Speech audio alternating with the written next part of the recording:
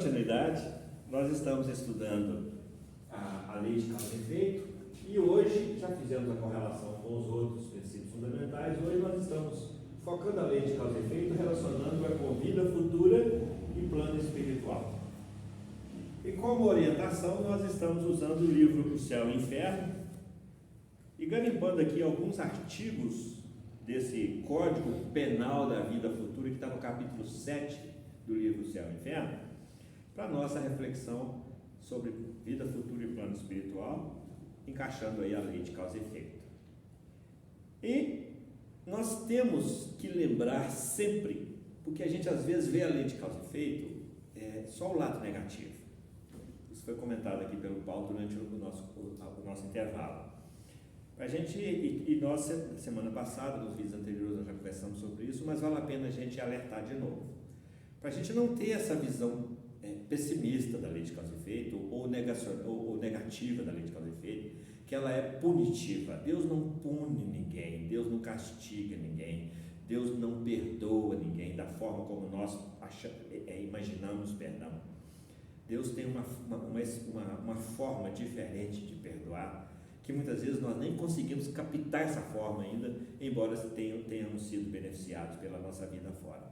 Porque muitas vezes nós queremos um perdão divino de acordo com o que nós imaginamos que seja perdão, com o que nós aprendemos que seja perdão.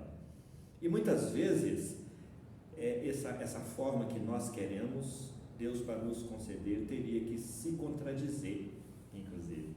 Ele teria que se negar a sua soberana justiça, negar a sua soberana bondade. E muitas vezes nós queremos que Deus satisfaça caprichos nossos, desejos nossos, ao passo que a lei divina trabalha em cima das necessidades nossas, necessidades espirituais, aquilo que é bom para que a gente evolua. Então, com isso, a gente precisa de desenvolver em nós esse outro olhar sobre o lado bom da lei de causa e efeito. E em alguns artigos aqui a gente vai ter oportunidade de trabalhar isso, como no artigo 8º, por exemplo, do Código Penal da Vida Futura. Olha só o que ele traz para nós.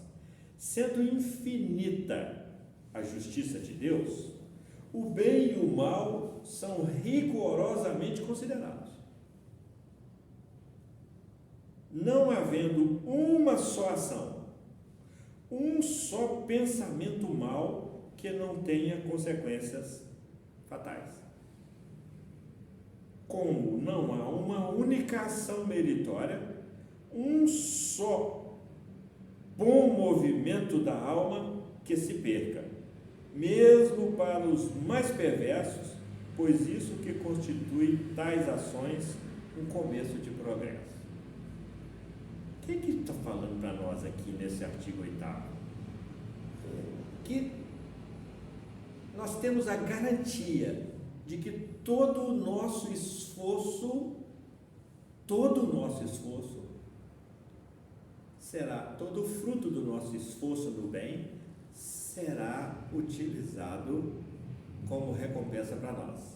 Não que estejamos negociando com Deus, mas que a gente, da mesma forma que nós nos vigiemos para não cometer o mal, que a gente se esforce para cometer o bem. Nos vigiamos para não cometer o mal, para não sofrer as consequências do mal. E nos esforcemos para fazer o bem, para colher os resultados bons do bem, para atingirmos aquilo que Deus espera de nós, que é a perfeição e a felicidade plenas. Entender isso é altamente consolador e animador para que a gente comece a investir um pouco mais no bem e a combater um pouco mais o mal. E é interessante a gente notar que ele faz uma ressalva aqui, que é a menor das ações do bem. Olha só o que ele fala, que é a mais ínfima, o menor movimento para o bem, mesmo para os mais perversos. Por isso que constitui tais ações um começo de progresso. O que ele está falando?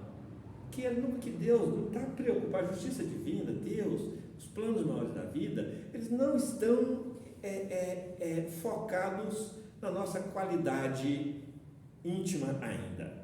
Porque, comparado com os planos maiores da vida, está muito feio, está muito ruim. Está muito contraditório, está muito perverso, está muito... Isso nós estamos falando de espíritos nos níveis evolutivos em que nós nos encontramos. Mas você está pintando a coisa feia demais. Ô, gente, aqui ainda prevalece o mal. Nós estamos em mundo de expiações e de provas. Não é que a gente esteja pintando, não, nós estamos vivenciando isso. Basta olhar para fora da nossa janela que a gente vai enxergar isso. Por quê? Porque os Espíritos já nos afirmam que aqui, no mundo de expiações e provas, prevalece o mal. Predomina o mal. Prepondera o mal. Então, dentro desse preponderar o mal, a perversidade ainda mora. Se não mora em nós, se nós achamos que não mora em nós, ele mora perto de nós aqui, e nós estamos sujeitos a ela. E que Deus, a justiça divina, está muito mais focada no que nós estamos conseguindo gerar, despertar em nós como começo de mudança, como princípio de mudança.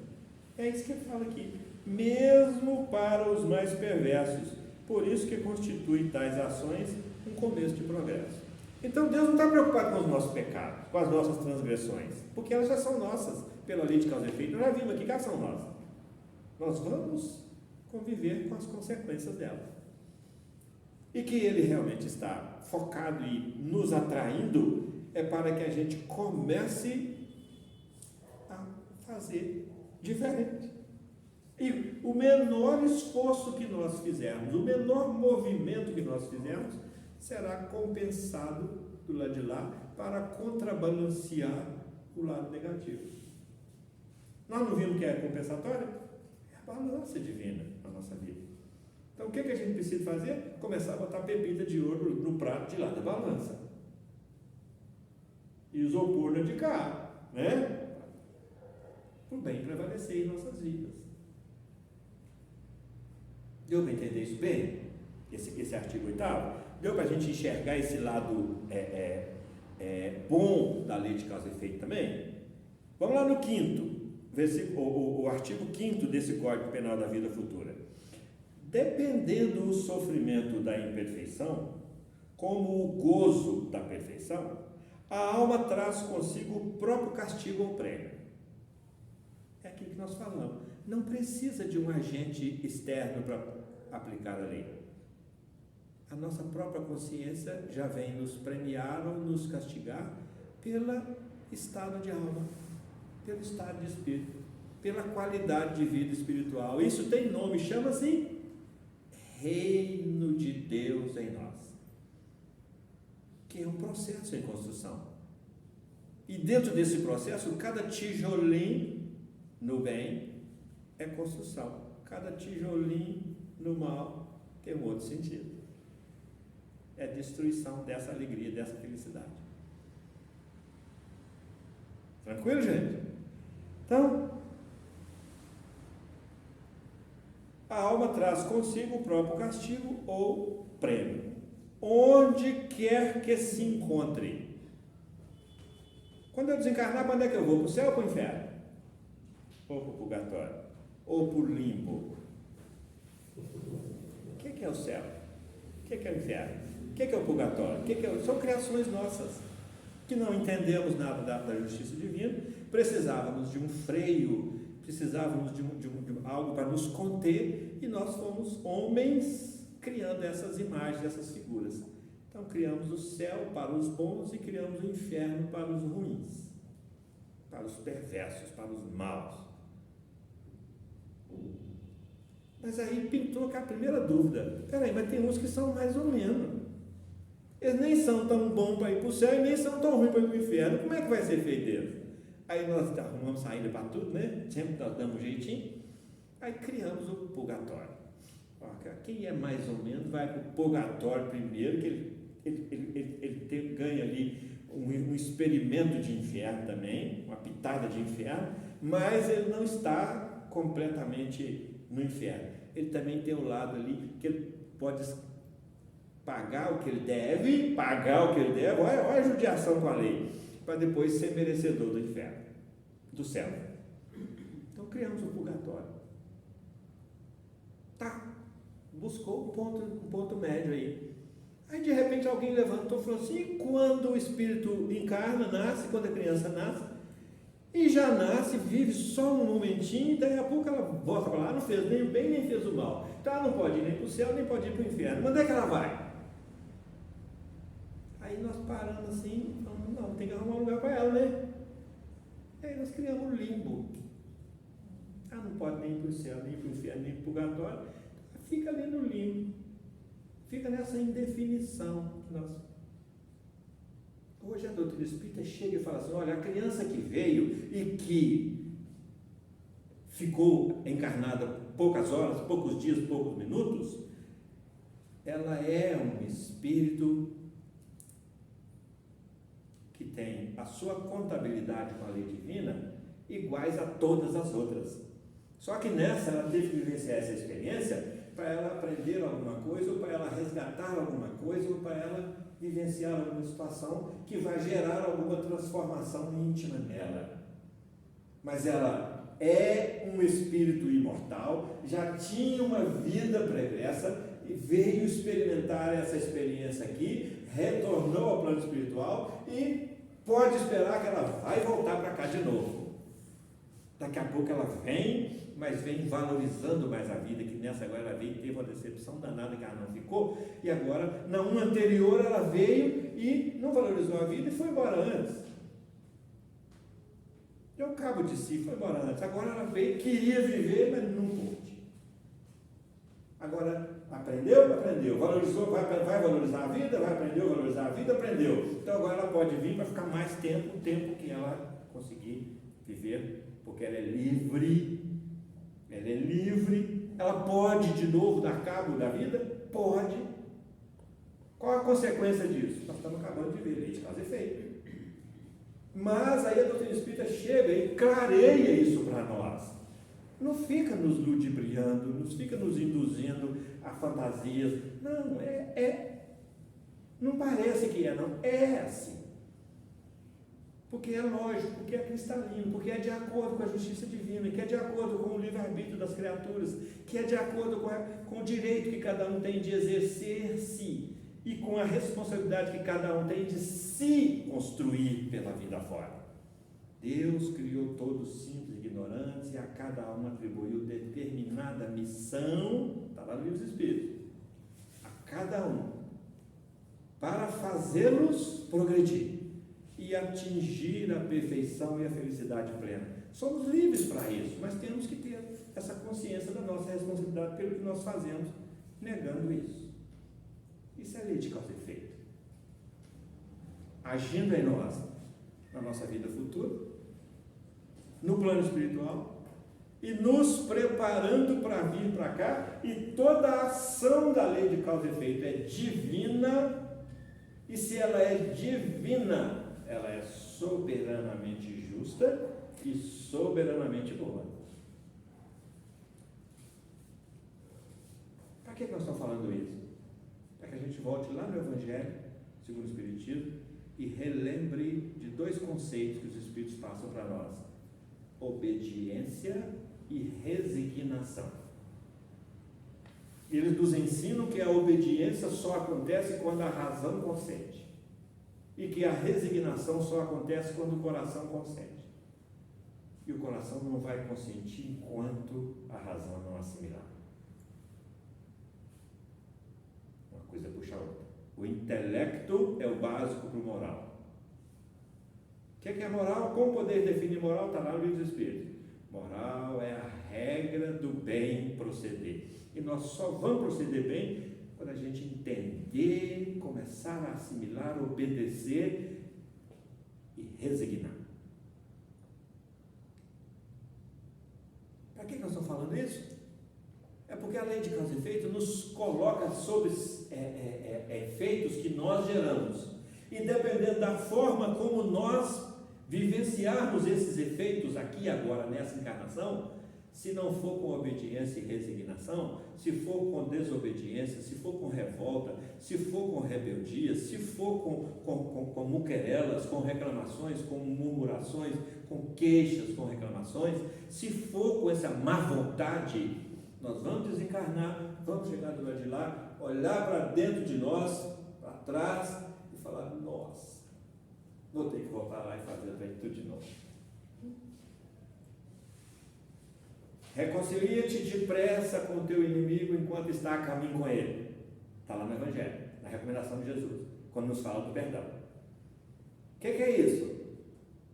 Reconcilia-te depressa com o teu inimigo enquanto está a caminho com ele, para que não aconteça que ele o entregue ao oficial, que o entregue ao juiz, que o trancafiará numa prisão e não sairá dali enquanto não pagasse o último centavo.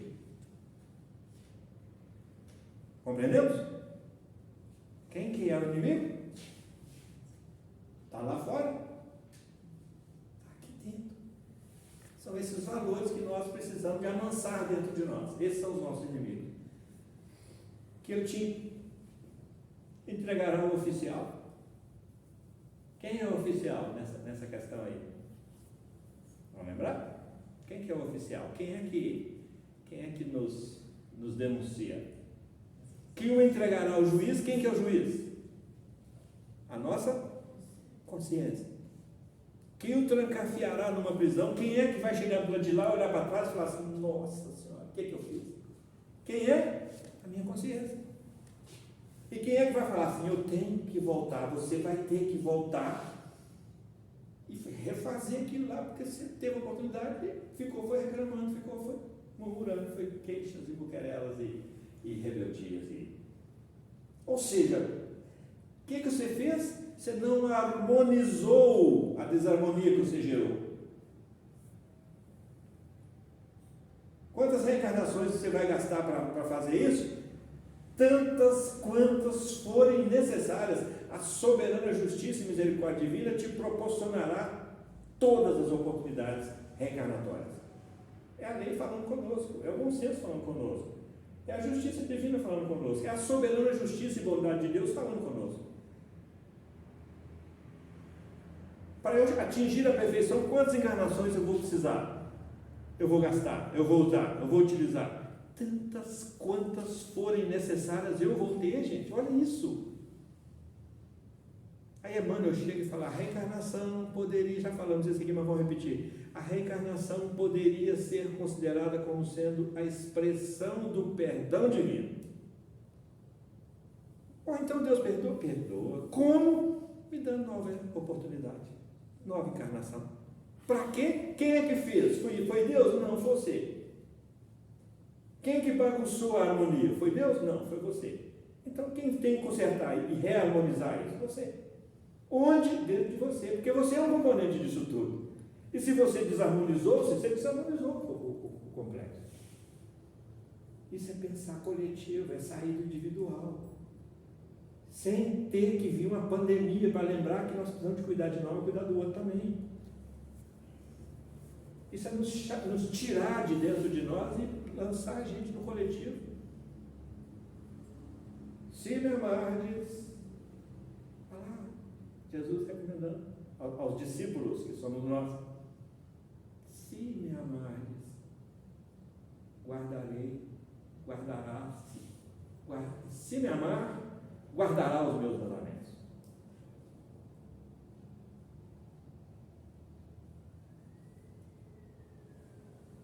E amarás uns aos outros como eu vos tenho amado. O que é isso? Você vai esquecer um pouco mais do ser e pensar no outro. Ele trouxe assim, gente, antigamente a lei, o Velho Testamento e o Novo Testamento são ligados. Antigamente a lei, o Velho Testamento, chegou para nós e tinha os escribas, os fariseus, os doutores da lei, os escribas que escreviam, e tinham aqueles que, os doutores da lei, eles faziam, eles pegavam o ensinamento de Moisés, que está lá nos 5 livros de Moisés, e pegava aquele versículo e fazia uma cartilha sobre aquilo, da interpretação, e as cartilhas divergiam, e eu ficava seguindo, a gente ficava seguindo um, seguindo o outro, olhando a cartilha de um doutor da lei, olhando a cartilha sobre o que cada um falava sobre aquilo, e não se tinha um consenso sobre aquilo. Como é que era a nossa relação um com o outro? Nos 10 mandamentos, para que veio os 10 mandamentos? Para regulamentar as nossas relações interpessoais. Antes era a lei do mais forte, aí não, agora é olho por olho, dente por dente, ou seja, equiparou. Aí depois vem Jesus e fala assim, olha, agora já ouviste isso, mas agora é mais, porque agora vocês já estão podendo mais. Antes era só justiça, mas agora vai ser amor. Olho por olho, dente por dente. Eu, porém, vos digo, não resistais ao mal. Por quê? Porque a lei de causa e efeito vai cobrar, vai agir, não é cobrar, agir quando você resistir ao mal e provocar o mal com quem você resistiu. Ofereça outra face. O que ele está falando? Safe-se da lei de causa e efeito. Busque outro resultado, seja diferente a partir de então dessa consciência nova. Não resistais ao mal. E se alguém vier oferecer uma face, ofereça a outra. O que ele está falando? Ofereça o outro lado. Tudo tem um outro lado. O bom e o ruim, o feio e o bonito, o são e o doente. Se alguém vir com a violência, ofereça a mansuetude. Se alguém vir com essa braveza toda, calma, serena. Então são fases e isso vem evoluindo, isso vem puxando. E é preciso que a gente pense coletivamente e comece a pensar coletivamente. Porque a gente parece que tem um círculo aqui de roda da gente, que quando as pessoas vão aproximando, até no círculo elas podem vir. Passou do círculo, leva. Isso é uma brincadeira da infância, chamava roda do inferno. Já brinquei muito disso. Fazia um círculo na areia assim e um ficava lá dentro. Os de fora tinham que tirar esse aqui de dentro. Tirar ele fora daquele risco. E esse aqui de dentro tinha o direito de agredir mesmo, de dar pancada nos quem tentasse tirar ele dali de dentro. Parece que nós estamos brincando de roda do inferno até hoje. É assim ou não é, gente? Nós temos essa linha aqui. Até nessa linha pode vir. Mas passou essa linha, a gente come a gordura. E agride, chuta, e agride, fala mal e reage. Peraí. Sereis reconhecidos como meus discípulos pelo muito vos amardes uns aos outros. Então nós precisamos começar a identificar essa linha, porque às vezes ela está muito próxima e é bom. Nós precisamos trazer essa linha cada vez mais para cá. Mas às vezes ela está muito longe e a gente fica na ilha aqui, a linha está lá. Então as pessoas têm que conversar conosco, é de lá de longe, essa linha está nos circulando lá de longe. E passou dali, invadiu a nossa individualidade, invadiu. Aí começa. Só para a gente ir fazendo essas associações e fazendo essas avaliações, até quanto que eu permito que as pessoas aproximem de mim. Isso vai medir a nossa afetividade. E como é que se vive nesse mundo sem afetividade? Por isso que os corações são tão embrutecidos, porque essa linha está muito longa, está muito longe para muitos corações, para muitas individualidades. Então é preciso que a gente vá revendo isso e nós temos um manual de instruções para isso, que é o Evangelho trazido pelo Cristo, como Jesus, ou Cristo, para nós. Quem disse que a gente lê o manual de instrução? Que a gente segue o manual de instrução? Que a gente entende o manual de instrução? Igual a gente pega um iPhone 13, é o 13, a última geração, né? Pega um iPhone 13, que é um baita do computador, e entende ele todo, destrincha, e aprende quais os melhores benefícios que ele pode me oferecer, os recursos que eu... Por que nós não fazemos isso com o Evangelho, meu Deus? Por que a gente não começa a estudar o Evangelho como a gente estuda o nosso iPhone 13? Ou como a gente estuda o nosso liquidificador? Tem gente que lê manual até liquidificador e aprende tudo. Mais velocidade, menos velocidade, tritura, corta, pica, não sei mais o que, salga, tempera. E a gente não faz isso com o nosso manual de instrução. Então, é disso que esse Código Penal está nos falando. Onde quer que se encontre, sem necessidade de lugar circunscrito. Nós criamos céu, criamos inferno, criamos purgatório, criamos limbo, mas agora nós temos uma noção diferente. Nós criamos templos para orar. Só podia orar no templo em Jerusalém ou então no monte, no diálogo de Jesus com o samaritano. A samaritana pergunta, mas afinal de contas, onde é o lugar ideal para orar? É lá no templo de vocês ou aqui no Monte Corazim aqui dos samaritanos?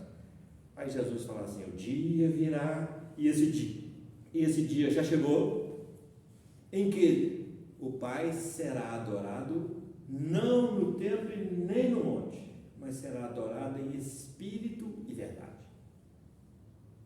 O que ele está falando?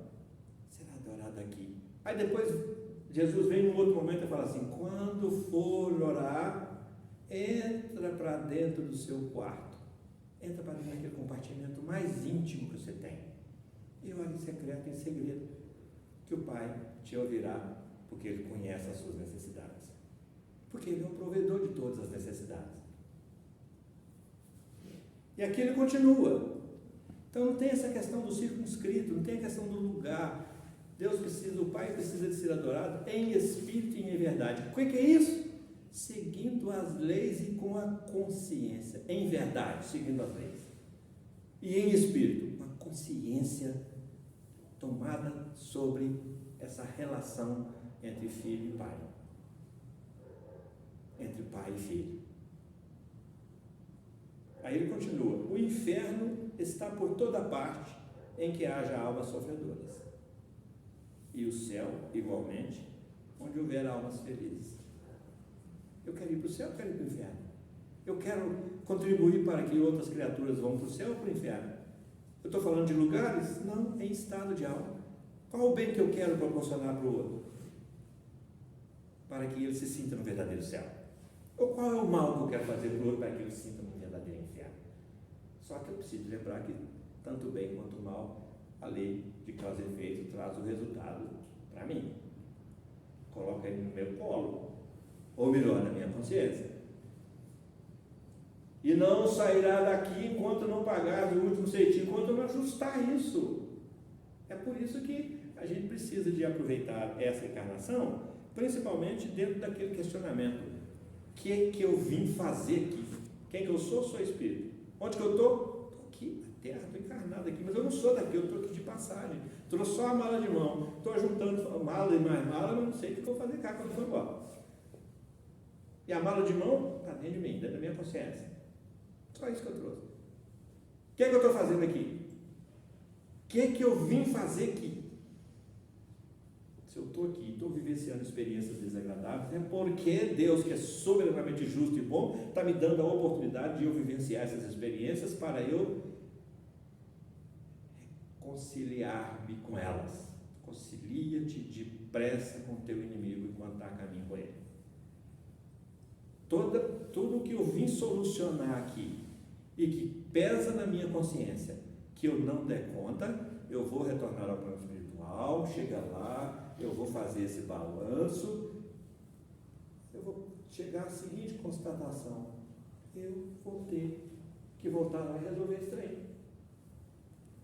Aí aquele marido enjoado, perverso, mau, agressivo, aquela esposa negligente, aquele filho travesso, vai ter que voltar tudo de novo, junta cá de novo. Ah, mas eu fiz o que eu pude, eu tolerei demais da conta. Mas não era para tolerar, era para amar. Amar quantidade. Mas eu não dei conta de amar esse tanto. Mas que tanto que você deu? Se está te pesando a consciência, é porque não deu. E nós temos isso com amigos, com filhos, com pai, com mãe, com namorado, com amigo, com vizinho. A gente tem isso. Só que o nosso fiscal, o nosso juiz é a nossa própria consciência. Para finalizar, nós vamos para o 7. O Espírito é o artigo 7 do Código Penal da Vida Futura, que está no capítulo 7 do livro Céu e Inferno. Então, o artigo 7. O Espírito sofre pelo mal que fez, de maneira que, sendo a sua atenção constantemente dirigida para as consequências desse mal, melhor compreende os seus inconvenientes e trata de corrigir-se. Kardec fala para nós assim: Deus consegue tirar o bem do mal. E Deus, em outra passagem ele fala para nós assim, Deus permite que o mal aconteça e chega a tanto extremo, porque ele é necessário para acordar as consciências, em outras palavras, acordar a consciência para a necessidade do bem. Há determinadas circunstâncias que só esse recurso pedagógico é que funciona. Porque conviver com o mal, ter a oportunidade de combater o mal e ter a oportunidade de praticar o bem pela vida fora, nós já recebemos em muitas encarnações. Aí chega numa hora em que é preciso apelar. Então, qual que é a apelação? Deixe ele vivenciar, para ele sentir e para ele tomar uma nova consciência. Isso que eu estou vivendo dói. E eu não quero isso para ninguém. Eu nunca mais vou fazer isso. Por quê? Porque isso dói. Porque às vezes é a única linguagem que a gente escuta. Porque as oportunidades no bem já foram dadas às mancheias e nós não aproveitamos. É aquela velha história do tropeiro e do burro. Então, já contamos ela aqui, né? Antigamente os tropeiros conduziam cargas através de animais, burros. E só que as cargas vinham cobertas com uma capa de couro cru que fazia barulho. E o tropeiro tinha um chicote que ele batia na capa. Quando o burro dava aquela cochilada, quando o burro saía do caminho, quando o burro atrasava a marcha, ele batia na capa, fazia um barulho, mas não doía. Só que o burro acostumava com a batida na capa e parava de obedecer. Não estava doendo. Você estava saindo do caminho, continuava saindo do caminho. Qualquer semelhança conosco não é mera burrice. É só coincidência também não, né? Saía do caminho, batia só na capa, não sentindo, voltava. Ele estava atrasando a marcha, estava muito lento, é aquilo que estava falando do carro hoje, ele estava muito lento, eu ouvi que está coçando, estava muito lento. Ele batia na capa, o burro não acelerava o braço. O que ele tinha que fazer? Deixava de bater na capa e batia no lombo. Aí o burro assustava. Aí o burro voltava no caminho. Por causa da dor. Então a dor é um recurso pedagógico usado pelos condutores. O pai é o nosso condutor. E às vezes ele usa essa linguagem conosco para nos acordar e para que a gente endereite as nossas veredas, os nossos caminhos, para endireitá-lo, para nos voltar para o caminho, para que a gente acelere um pouco a marcha. Porque há uma perfeição que nos aguarda e nós estamos contentando com isso que está aqui. E estamos ainda meio cochilando meio. O nosso carro ainda não pegou, né? Empurrando ele ainda para ele pegar no tranco. E porque estamos estacionados, requer de nós tanto esforço. E quando começamos, aí esse esforço vai diminuindo e depois o carro pega e vai embora sozinho. O motor liga. Ou seja, nós reatamos a nossa aliança com Deus. O nosso motor religa. E nós começamos a curtir uma viagem diferente a partir dali, sem as preocupações. Parábola do filho pródigo. Volta ao pai. E aí a qualidade de vida é outra. Tem um anel no dedo, aliança. Tem uma sandália no pé, segurança. Segurança espiritual. Para viver. Tem um abraço, afetividade. Tem um beijo, carinho. E assim, a parábola do filho pródigo nos ensinando a encruzilhada em que nós estamos, comendo a comida dos porcos, sentindo vontade de comê-la. Assim é a humanidade hoje. Nós precisamos de tomar uma decisão e fazer diferente. Eu vou voltar ao Pai, e levantar-se e voltar. Aí nós vamos encontrar aconchego do Pai de novo. Essa é a proposta do Evangelho de Jesus.